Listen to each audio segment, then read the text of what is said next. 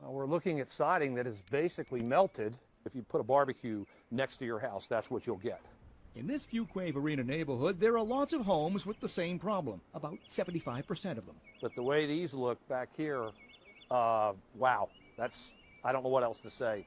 The worst I have seen. What's causing this siding to deform? It's the sun. As anybody who's ever experimented with a magnifying glass knows, when the sun's rays are focused, they can be very destructive. These energy-efficient windows can act just like a magnifying glass. We're using this mirror to simulate how, under certain conditions, the sun's rays can be focused by the windows onto the side of a building.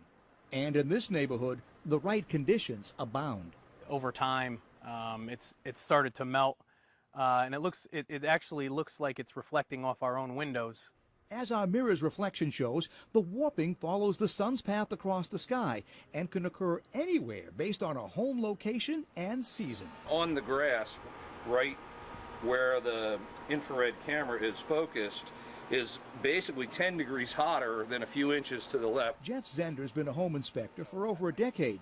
We asked him to help investigate the problem, and he was surprised by what he found. I just did not expect this volume of a concentration of the heat coming off of different windows. I just didn't expect it. See, look, Matty, your flowers started to grow. When Matt Scruggs and his wife purchased this home, they were looking for a nice place to raise the family they wanted. Instead, their house raised turmoil as the siding started to melt. We contacted the window company. They had determined that it was the siding company. So we went back and forth with them for a little bit until both of them finally came out to say that it was an act of God and that neither one of them would cover it. This is a new piece of siding that would replace the damaged siding. Matt had all the melted siding replaced. We just decided to pay for it to be fixed on our own, thinking that maybe it was just in the siding.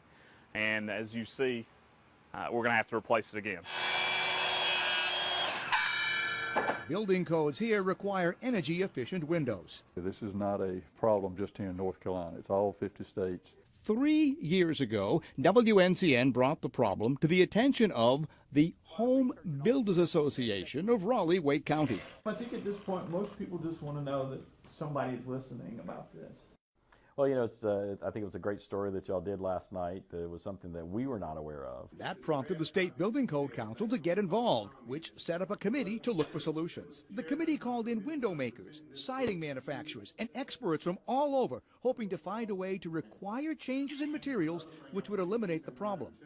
They couldn't. Folks have to live with it. The committee produced this report, which says, in essence, there is no code enforcement solution.